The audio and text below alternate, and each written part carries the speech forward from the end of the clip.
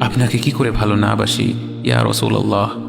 যখন আপনি আমাকে ভালোবেসেছেন সেই 1400 বছর আগে, যখন আপনি আমাকে মিস করতেন, আশা করতেন যেন আমার সাথে দেখা করতে পারেন, অথচ তখনও আমি জন্মই হইনি। সেদিন সাহাবীরা আপনার চোখে পানি দেখে বলল, ইয়া রাসূলুল্লাহ, আপনি কাঁদছেন কেন? আপনি বললেন, আমার ভাইদের খুব দেখতে ইচ্ছা করছে। সাহাবীরা বললেন, আমরা কি আপনার ভাই নই ইয়া রাসূলুল্লাহ?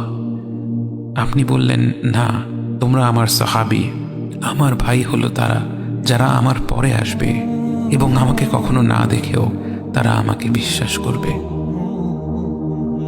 মৃত্যুশয্যায় শুয়ে আপনার অন্তরে এই চিন্তা ছিল যে আমাদের পরিণতি কি হবে।